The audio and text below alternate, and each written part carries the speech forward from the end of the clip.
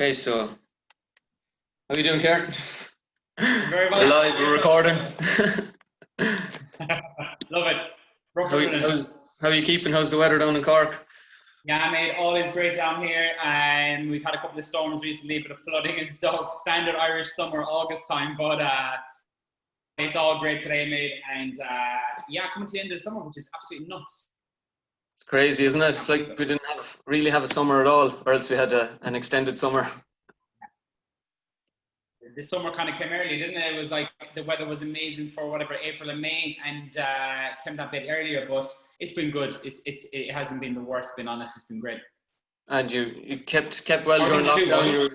Sorry. How's all your end? All good up in Galway? All good, yeah. All good up in Galway. And same as down in Cork. You know, rainy, a few storms, but it's drying out today. Well, probably rain a bit later, but sure, look, we'll get out in it anyway. Get the steps in, get the fresh air.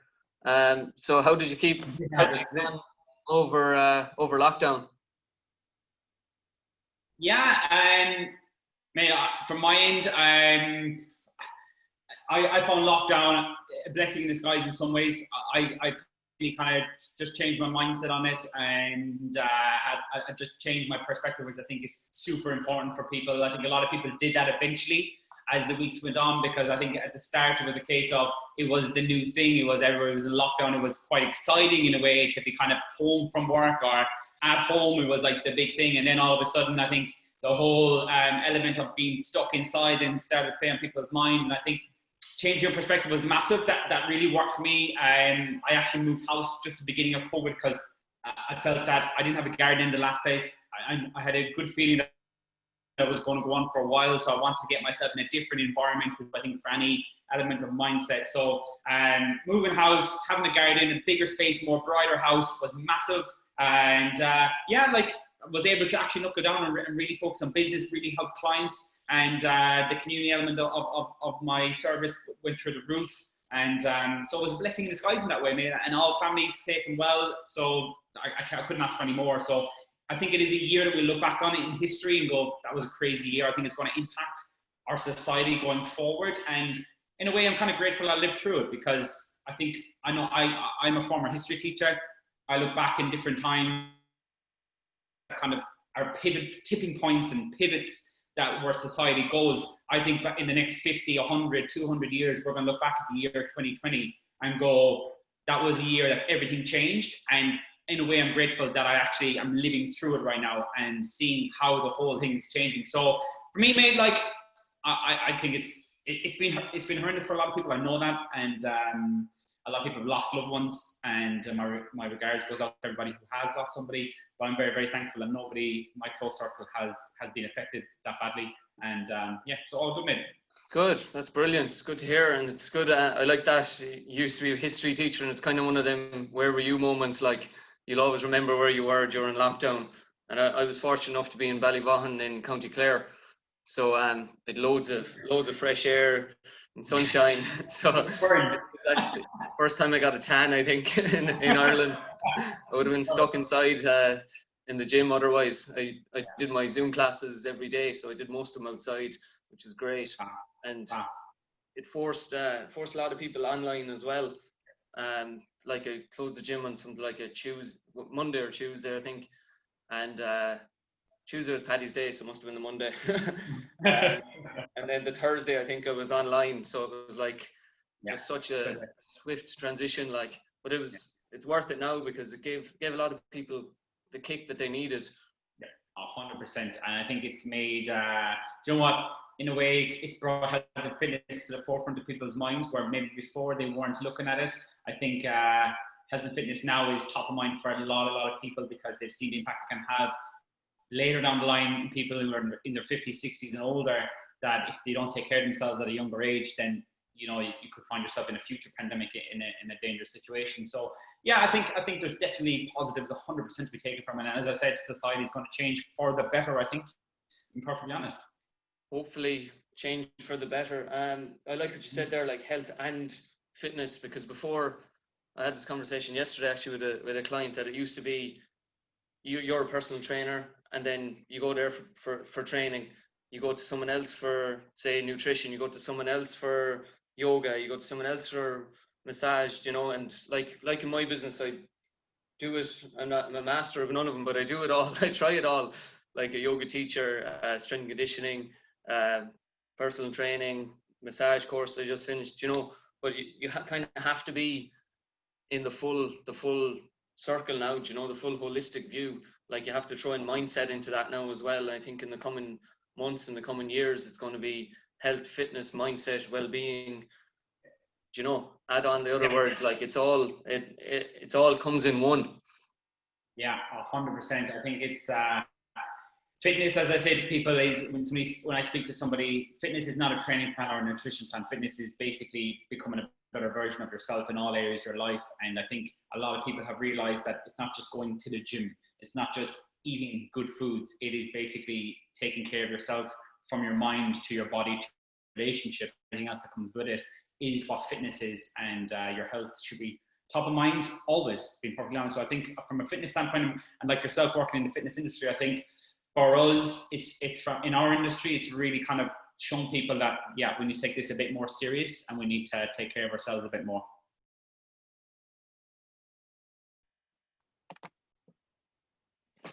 Yeah, so 100%, yeah, definitely have to look after everything, you know, because it has a knock-on effect. Like actually, I just started with a coach this week, and I was saying it to a few of my clients and a few in the class, and I was like, "Oh, I'm starting with my coach there now this week," and they were like, "Well, sure, why do you have a coach? You know, like you know how to train or how to eat right." I was like, "Well, it's really for the accountability of it, and to make sure that I'm held accountable and that I do it, and I know that if I have that aspect of my life under, you know, sorted, that it'll feed off into other aspects of my life."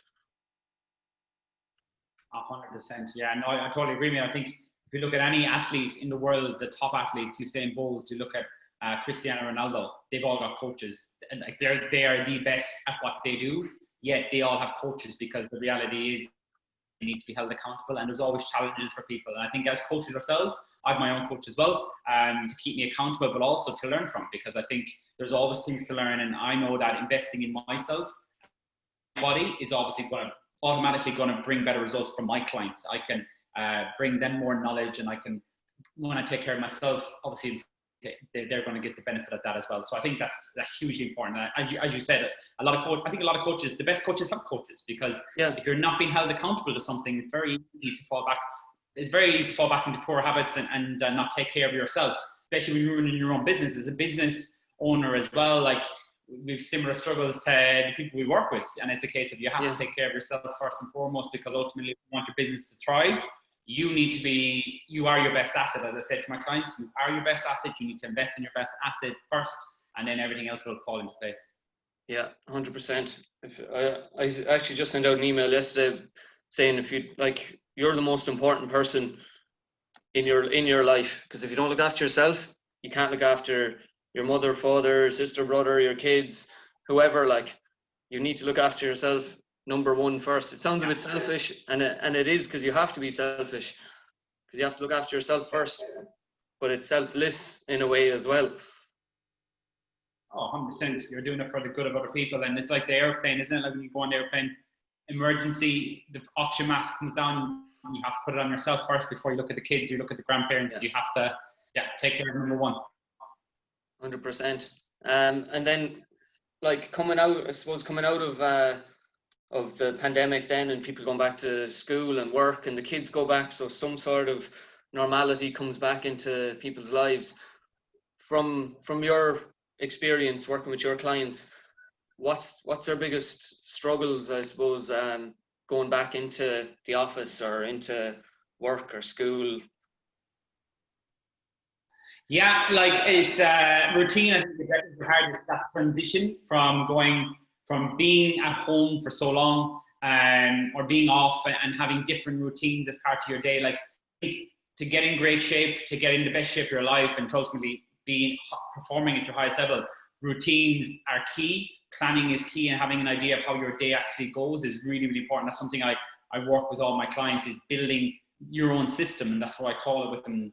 Everybody has their own specific system. So I think the hardest part getting back into school for a lot of teachers I work with, or a lot of busy professionals getting back into the office, is the case of now being aware of the different struggles you're going to have, and it's being flexible. I think that's really, really important, first and foremost, that not trying to get things straight off the bat, and planning is really important, but ultimately your plan, especially for the first couple of weeks, going back into that new environment, it's not going to go to plan, but being open-minded and being flexible and seeing what works, what doesn't work.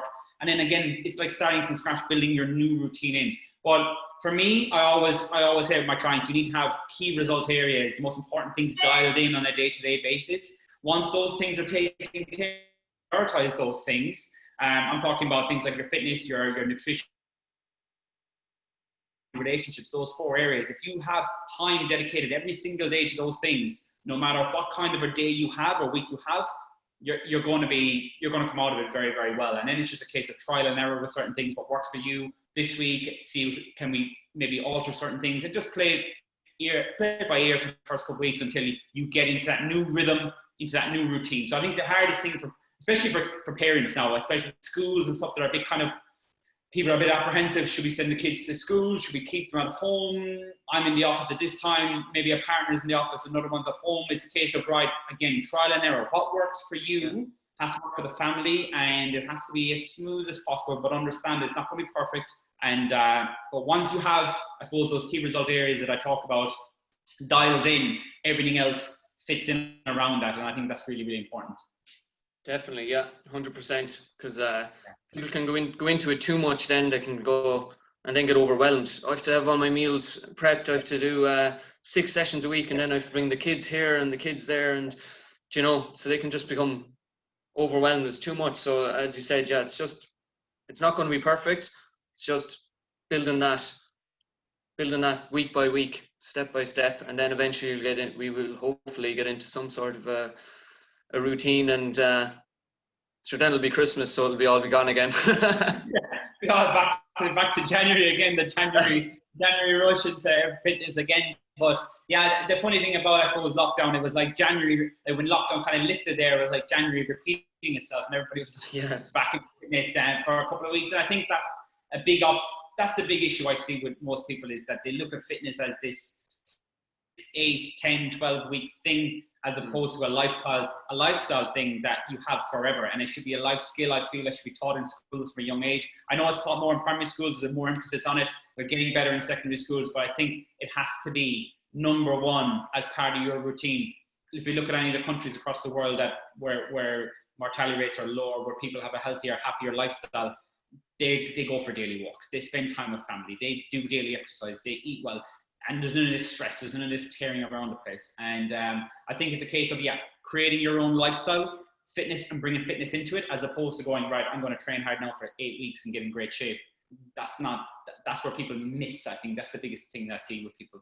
Yeah, it's not sustainable as well. But even from ourselves being coaches, it's like we want to get a transformation picture, and we want to get a 6 or 8 or 12 week transformation, but there's also work on before or after that. So if someone gets in great shape, they might go for a photo shoot, or they might just lose, say, a few pounds, but you don't want them to put that back on again, that weight that they've lost. You want them to stay at a healthy body weight. So you have to bring them out, teach them along the way. Like you don't want a client for life. You want the client, you want to teach them so they can go off and do it themselves. Exactly. It's to be honest about it, as a coach, like, getting a result is probably the easiest part. It's maintaining the result that's the hardest part for people, and bringing it as part of their life. So as you said, education is a key component of that, and having that. And again, for me, inside my academy, that's what I teach. And I suppose being a former school teacher, education is a key principle for me anyway. But educating along the way is super, super important.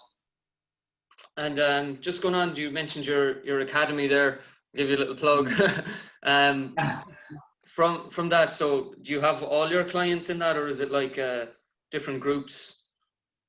Yeah, well, I run 2 programs. My main program is my Lean Academy, where I work with people directly in a one-to-one capacity. And it's an academy because they do get tailored nutrition and training, of course, But then there's a lot of other elements to that. The education side of things, they have modules to complete on a week-to-week basis. It's a 12-month academy. They have mindset. I bring in guest speakers. We do webinars. We do lots of things. So ultimately, they are learning along the way. So my goal and my mission is to bring guys into the academy. And when they leave the academy, they know more than most coaches out there. That's kind of my goal, is to make sure that they can stand on their own 2 feet, that they've got the result, they maintain the results, and basically they're the best version of themselves. So that's kind of my my Lean Academy. My Lean Professional then is the second program I have, which is an 8-week, I suppose, starter program. I suppose the best way to call it. That is aimed at dropping minimum of 5 kgs of body fat off somebody's frame, but basically developing the habits. So there is the education element in that, but it's a group setting. So that's done in a group kind of setting every 8 weeks, and that rotates throughout the year. We run about 5 times across the year. But again, for me, it's a case of where meet people where they're at, and that's a really good stepping stone to get them off, get them some habits developed, get them losing some body fat, get them fitter, stronger, and ultimately then, you know, get them in the right direction. So they're the two kind of programs I offer, and so I suppose just getting people moving in the right direction and developing those habits is key. I love your approach, because I remember that's what I'm striving for at the moment. I always trying to give a little more than just here's your 45 minutes or an hour class and then goodbye, see you tomorrow. Are you booked in tomorrow for spinning? Okay, bye, see you then. You know, I'd like to give something more. That's why I have my closed Facebook group. I've more classes and stuff on my YouTube channel and all the rest. But like, I've been guilty of it in the past, just being a young coach, just, oh yeah, thanks, yeah, there's 20 or 30 euro for a session, okay, bye, see you next time, you know. So it's great that you're giving that little bit more than other coaches, because anyone can go and get the piece of paper and say, oh, I'm a personal trainer, which 100%. And the thing about it is, Sean, as well, like I say to people when I speak to them, like, listen, if you're here for a nutrition and training plan, I'm not the right person for you, because that's not what I'm about. You can go online, type into Google, you know, you can get free plans left, right, and center. And the thing about it is, if you want to change your life, you need to be ready to take action, and you need to be open to change and get out of the mindset of this quick fix. And they're the type of people I work with, the people who want to change their life for good and make fitness as part of their lifestyle. And that's where I see that's why I just love what I do, because anybody who comes into the academy is ready for that. And again, everybody's different. Everybody starts at a different point, and it's just a case of meeting them where they are, and then mentoring and guiding them through that process. 100%, yeah, brilliant, love it. And then you've a podcast as well. You've a good few episodes. The Lean Teacher podcast. Lean Teacher podcast. Again, just providing as much value as possible. Like, I think there's so much information out there. Like fitness is like, you go on social media and it's just fitness left, right, and center. There's so much thing, and there's so much confusion out there. So for me, it's really a case of looking at where people are struggling around habits, around routines, around diet, training, so on and so forth, mindset, and just providing some simple strategies that can be listened to. Like a lot of my clients will be busy professionals who I work with. So I think traveling to work, for example, I'm a massive advocate of leveraging time. I'm sure you are too, where you listen to audiobooks or you listen to podcasts while you're out for your steps, or you're basically in the car traveling to work, turning your car into a library on wheels. And for me, it's a case of, I can provide an episode of 15 minutes long, maybe 20 minutes, whatever it is, that takes them from their house to their, and they've learned something at the same time, and it's going to improve their day or improve their week or month or even year. Then that's so important to me. That's why I love what I do, and that's why I think we're in the business we're in, and just helping people as much as possible. So yeah, the Lean Teacher podcast, if anybody wants to go and check out episodes, there's a range of things there. We have some interviews, we have just things and all things health and fitness, really, just to give simple strategies for people. Brilliant, it's amazing. And just one last one, I suppose, to give people value. What's one thing people can do who are watching it right now today to improve their day? What can they do? Yeah, well, just give one thing, not two things. I would say, I think right now, coming to the end of August, coming to the start of September, I think a plan, like as planning, literally sitting down for 5 minutes in your evening and planning tomorrow. Because what a lot of people do is they have an idea of what they want to do across the week, but they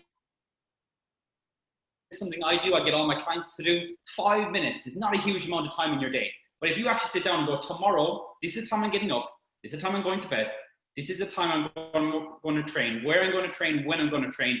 And it's more specific. You go to bed subconsciously, your brain is already geared.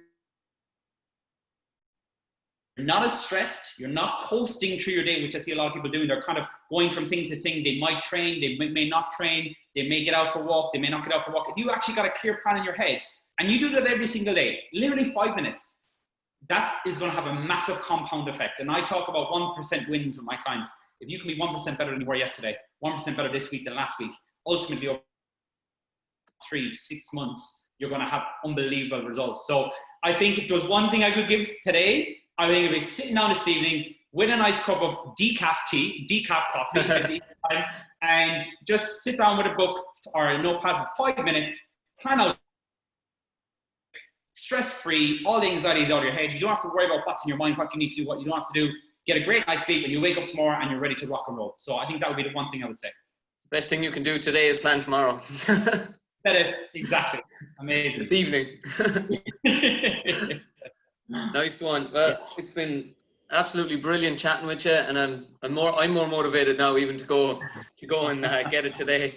I have a big day ahead, but I have a good bit of work to do, a few things, but I'm even more motivated now to do it.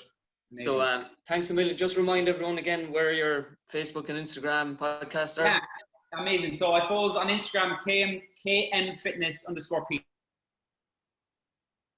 And on Facebook, my personal is probably the best place to get me, Kieran McMahon or KMfitness. I've got 2 pages there on Facebook. Our website is kmfitness.online, and then as I said, the podcast is the link